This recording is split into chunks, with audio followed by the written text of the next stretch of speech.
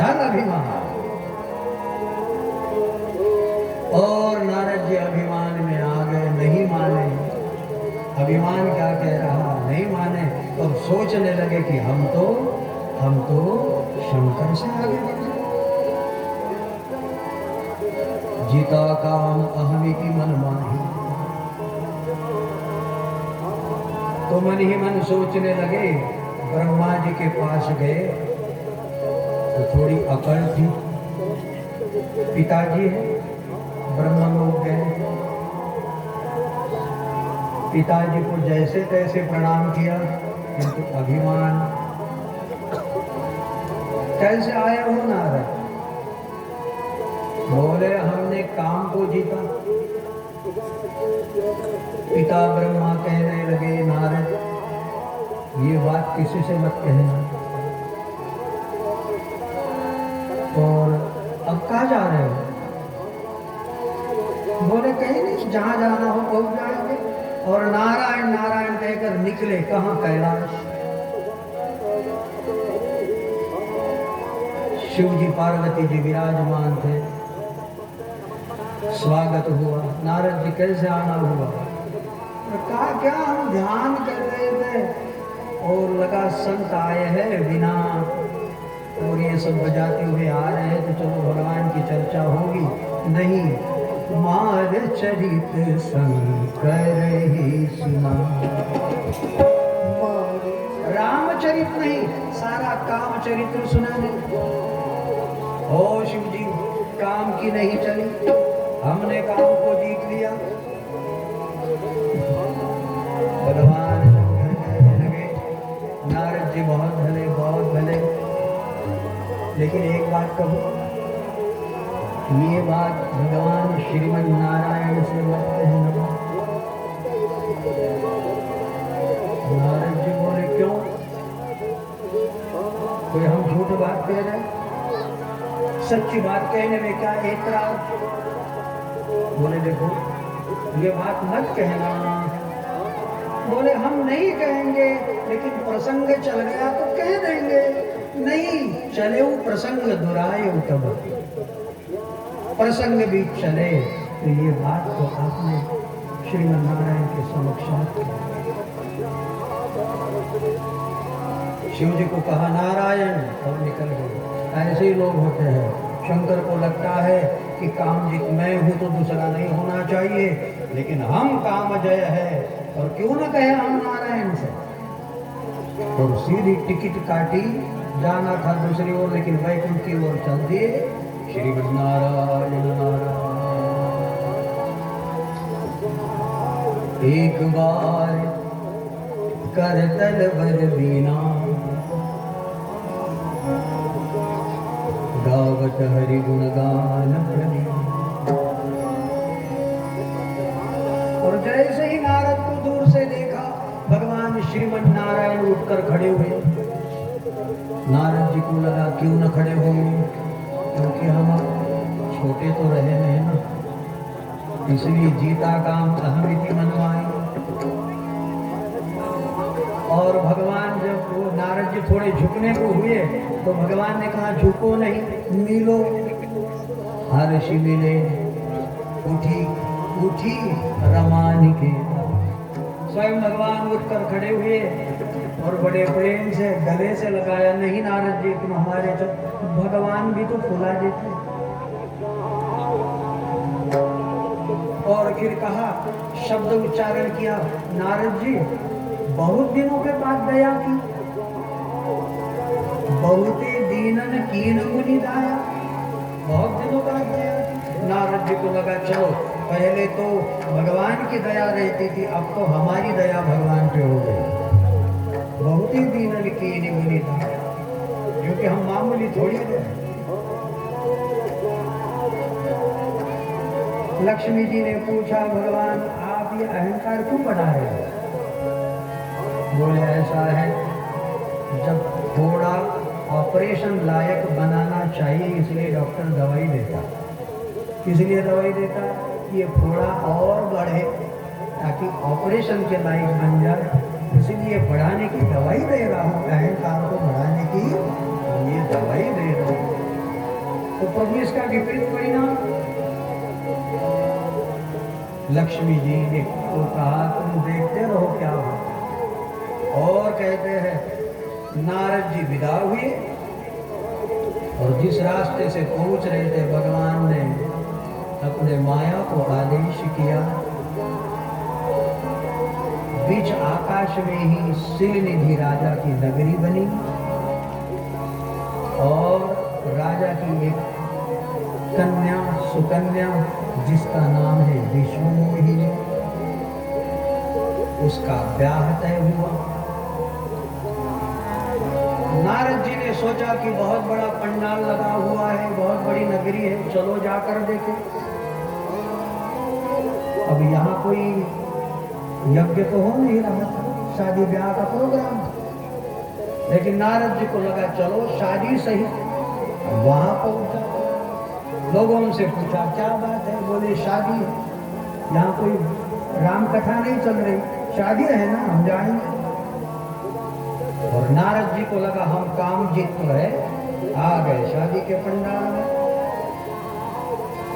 तो सिलनिधि ने बड़ा स्वागत किया। आनी दिखाई नारद भूपतिराज कुमार, कहो नाथ गुण दोष सब यही के कहो इसको कैसा पति मिलेगा, इसका हाथ देखकर कहो। नारद जी ने विश्व मोहिनी को देखा तो भगवान की माया थी। भूल गए नारद की हमने काम जीता। बड़ी बार लगी रहे निहारी, उसके ओर देखते रह गए, तो देखते ही रह गए। सिलनिधि को कहना पड़ा महाराज जी उसका मुख मत देखिए, हाथ देखो। हम हस्तरेखा देखने के लिए कह रहे हैं, तब कहीं नारद को होश आया कि भाई हाथ देखना है। बड़ी बार लगी रहे निहारी। पार्वती को संकोच हुआ, हमारे गुरु बोले हाँ, अब भगवान को जो करना था। और जब हाथ को स्पर्श करना हुआ, अब तो स्पर्श दोष भी लग गया। बोले हाय रे, चांदी जैसा रंग है तेरा, सोने चांदी का कोई रंग होता, सोने के कोई बाल होते, लेकिन काम क्या कर दे। और सोचने लगा कि वो क्या तेरा स्पर्श है, और हाथ को जैसे स्पर्श हुआ, भूल गए नारद कि हमने काम को जीता है, ये तो भगवान की माया है। उल्टा पड़ने लिखा हुआ यह था, जो 14 भुवन का मालिक है, जो अजर अमर है, वही इसका पति बनेगा। नारद जी उल्टा पढ़ने लगे कि इसके साथ जो ब्याह करेगा वो 14 ब्रह्मांड का पति मालक बनेगा, वो अजर भी होगा और अमर भी होगा। उल्टा पढ़ना, काम हमेशा उल्टी सलाह होता। तो सोचने लगे नारद यदि इसके साथ में विवाह कर ले तो लाभ ही लाभ है, अमर भी हो जाता, शरीर भी विरुद्ध हो जाता, तरुण हो जाता और 14 ब्रह्मांड का मालिक हो जाए। तो क्या हानि है इसके साथ? अजर अमर भी हो जाता, 14 ब्रह्मांड का मालिक भी हो, किंतु ये इतनी सुंदरी है। और हमने तो कभी आईने में अपने तस्वीर को देखा, साधु जोगी आदमी, लेकिन शादी के लिए तो ब्याह चाहिए, स्वयंवर, स्वरूप चाहिए। स्वरूपवान तो मेरे श्रीमन नारायण, क्यों न मैं नारायण की प्रार्थना करूं और नारायण से स्वरूप मांगू। पार्वती नारद जी उठकर चले, सिलनिधि ग्राम के बाहर आए और भगवान को पुकारने लगे।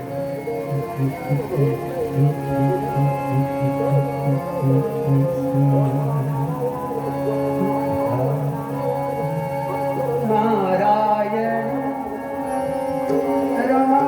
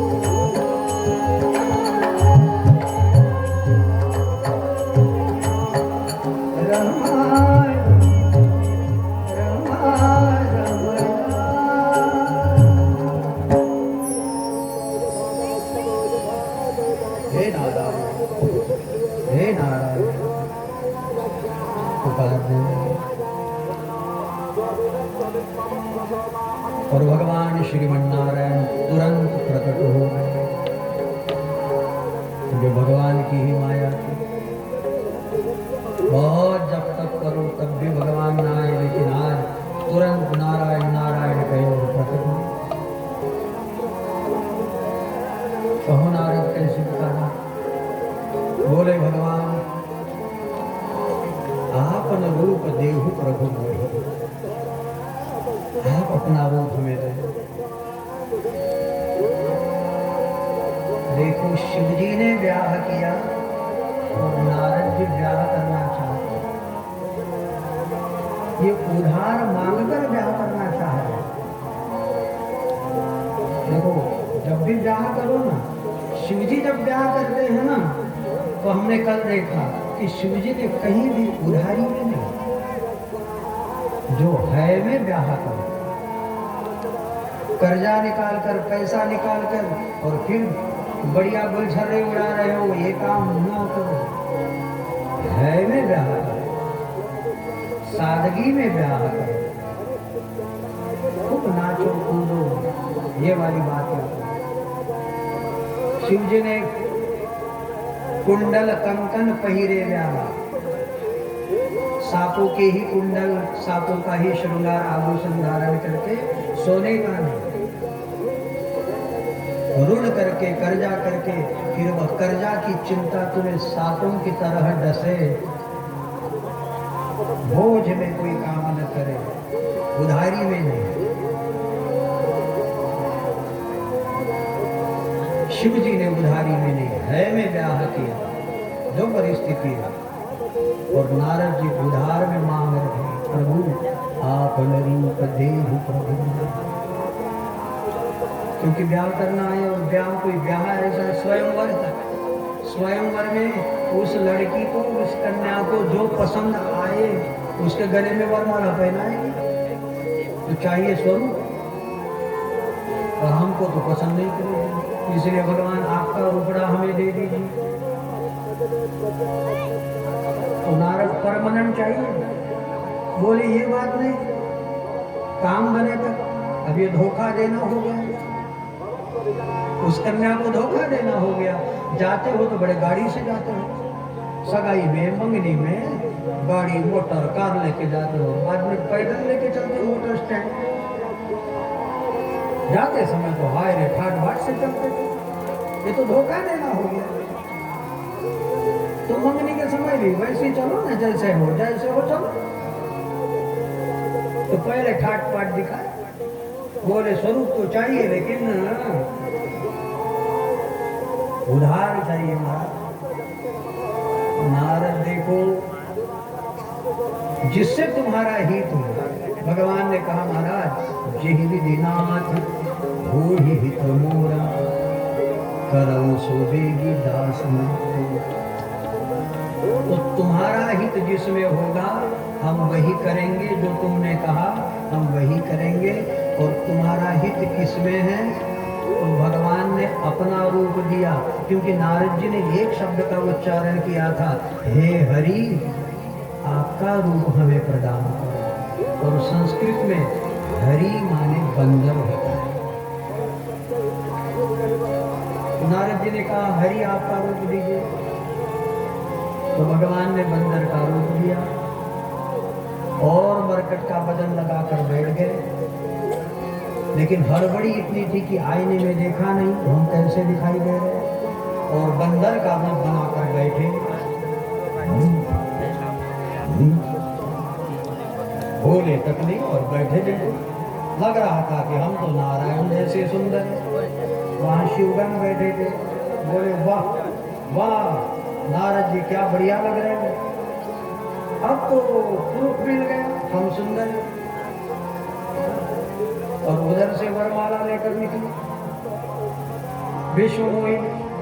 शिवगण कहने लगे, दोनों चर्चा करने लगे, कितने सुंदर है ये, इतने सुंदर है, इनके माता पिता कितने सुंदर होंगे। और फूलने लगे, क्या बात है हम सुंदर। और हाथ में वरमाला लेकर जब तो लगा कि भाई इसको तकलीफ नहीं होना चाहिए, इसलिए पहले ही पंक्ति में नारद जी जाकर बैठे और राजा लोग बैठे हुए थे पहले पंक्ति में, क्योंकि हम सुंदर हैं। और विश्व मोहिनी हाथ में वरमाला लेकर धीरे धीरे चलने लगी, साथ में सखिया थी चलने लगी। और जैसे ही घूंघट को थोड़ा उठाते हुए देखा, मरकट बदन भयंकर देहि, देखत क्रोध हृदय भातेहि। मरकट बदन भयंकर देहि, देखत क्रोध हृदय भातेहि। मरकट बदन भयंकर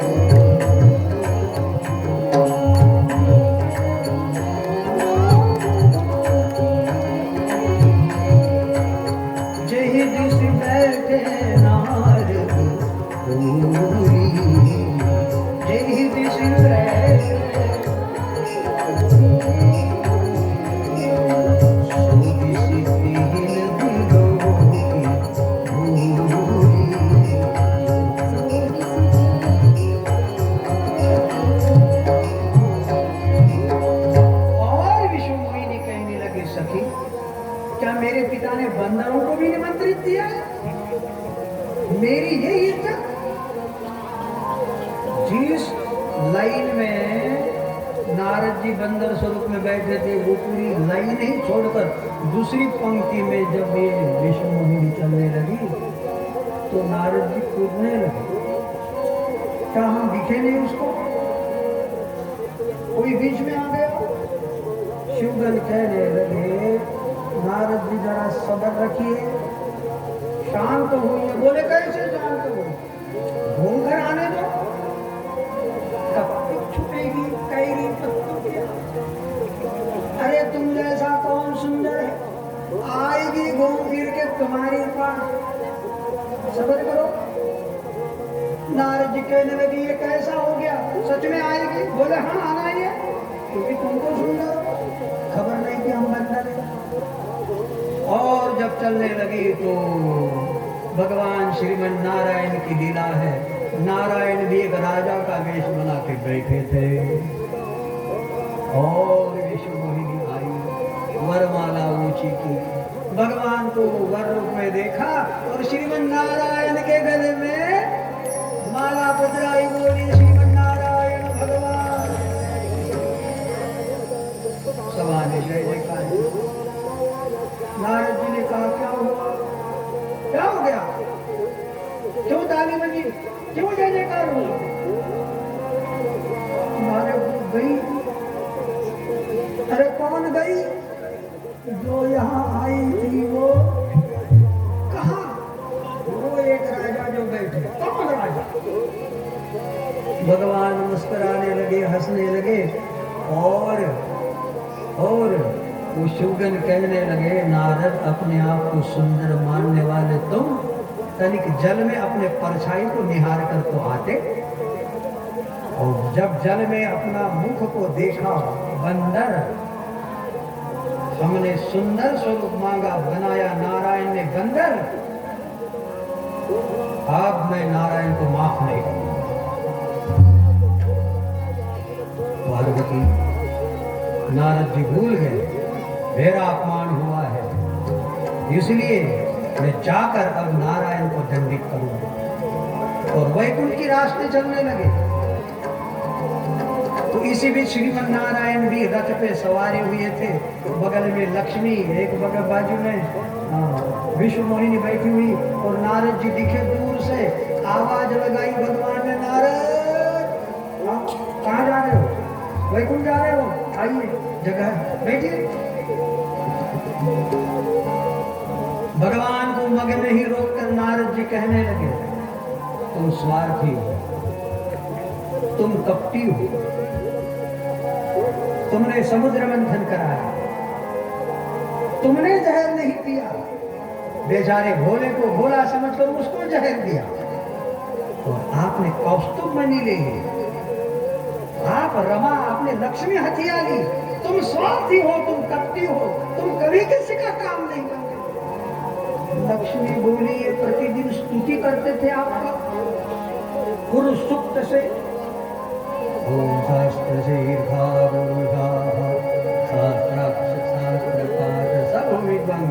प्रतिदिन श्री सूक्त से स्तुति करने वाले आज आपको गाली बक रहे।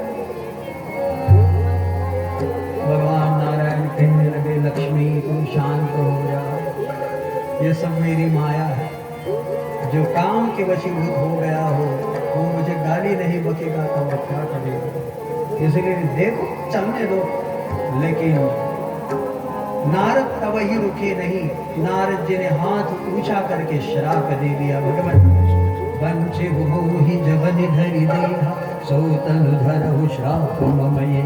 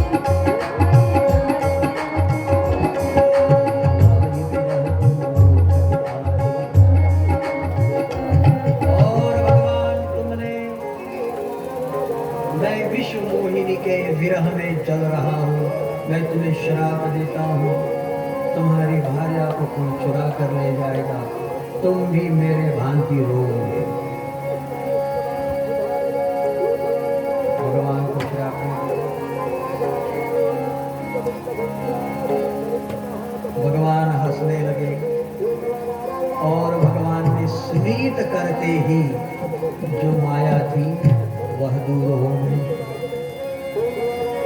जब हरि माया दूरी ने वारी,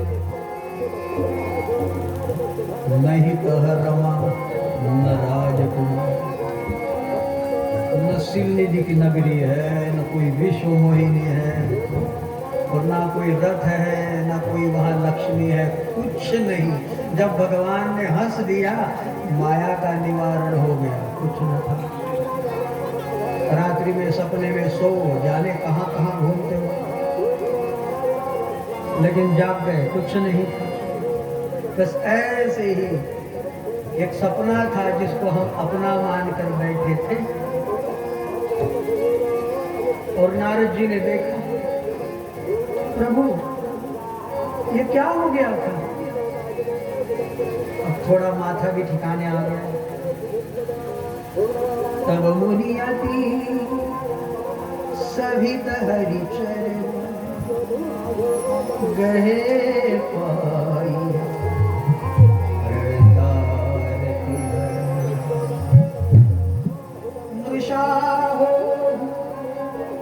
मम श्राप कृपाला। प्रभु जो मैंने श्राप दिया तो मिथ्या हो। मैंने अकारण अज्ञानवश मायावश भूत होकर आपको श्राप दिया। प्रभु ऐसा न हो, ये श्राप मिथ्या। भगवान ने कहा मम इच्छा, ये तुमने कुछ नहीं किया, ये मेरी इच्छा। तुम में अहंकार पैदा हो गया था और मेरे भक्त में अहंकार न आए, वो निपट अकेला मेरे परायण बना रही, ये मेरी इच्छा। मेरे भक्ति को बढ़ाने के लिए, तुम्हारे अहंकार को पतित करने के लिए ये सब लीला थी नारद। इसलिए मैं तुम्हारे श्राप को वहन करूंगा, ग्रहण करूंगा। और भगवान शिव शंकर कहने लगे पार्वती, नारद का श्राप सफल करने के लिए भगवान नरावतारी बने। एक ये कथा है। मनु और शत्रु का संक्षेप में कहेंगे। भगवान का अवतार करना है, इसलिए कथा को संक्षेप तप किया। भगवान प्रकट हुए और मनु शत्रुपा ने वर स्वरूप में भगवान को ही पुत्र रूप में मांग लिया। चाहो तुम ही समान सुख। भगवान कहने लगे मेरे समान तो मैं ही हूं। इसलिए भगवान ने कहा और दूसरा स्वरूप नहीं ला सकता। इसलिए आप उस शरीर से खोजो कहाँ जाई, रूप तव तनय भोग में आई। तुमने मांगा है कि तुम्हारे जैसा पुत्र चाहिए, किंतु मेरे जैसा दुनिया में तो मैं ही हूँ। इसलिए मैं ही तुम्हारे घर पुत्र रूप में प्रकट होऊंगा। और ये भगवद्वाणी के कारण वे ही मनु शतरूपा दशरथ और कौशल्या हुए और भगवान को इनके घर पुत्र रूप से प्रकट होना पड़ा। और एक कंठ की बात है, प्रताप भानु बड़े धर्मशील राजा थे, किंतु एक बार कपट मुनि के जाल में फंस गए। आखेट करने गए, कपट मुनि मिले। कपट मुनि ने कहा कि प्रताप भानु यदि तुम्हें अमर होना हो तो हम कहते वैसी रसोई बनाओ और ब्राह्मणों को भोजन कराओ, तो ब्राह्मणों के आशीर्वाद से आप अमर हो जाओ। तो कपट मुनि ने स्वयं रसोई का नियोजन किया और रसोई में नरमांस, विप्रमांस, अभक्ष और ब्राह्मणों को बुलाया गया। ब्राह्मण पंक्ति में बैठे और जैसे ही पंच कवल करने के लिए कवल को उठाया, आकाशवाणी हुई, हे ब्राह्मण अखाद्य है, पाओ नहीं। विप्रवृंद उठी उठी ग्रह जाऊ, है बड़ी हानि अन्न जनिका। ईश्वर राखा धर्म जरी हसीते समेत परिवार।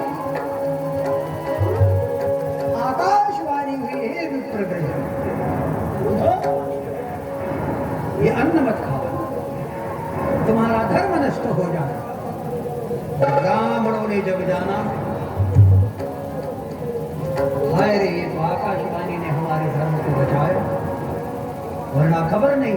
इसलिए प्रतापभानु हम तुम्हें श्राप देते हैं। और ब्राह्मणों ने श्राप दे दिया कि तुम निशाचर योनि को प्राप्त हो। पार्वती वही प्रतापभानु रावण बना, उसका छोटा भाई अरिमर्दन कुंभकर्ण हुआ और उसी का मंत्री धर्मरुचि विभीषण हुआ। रावण, कुंभकर्ण, विभीषण तीनों ने तपस्या की। ओम ब्रह्मदेवाय नमः। ओम ब्रह्मदेवाय नमः। ओम ब्रह्मदेवाय नमः। ओम ब्रह्मदेवाय नमः। ओम ब्रह्मदेवाय। धूप तपती है फिर भी तपस्या, बरसात होती है फिर भी तपस्या, जाड़ा तड़कता है फिर भी तपस्या, बीज भी काम देती है फिर भी तपस्या। ओम ब्रह्मदेवाय। ओम ब्रह्मदेवाय। ओम ब्रह्मदेवाय। ओम ब्रह्मदेवाय। गाइए।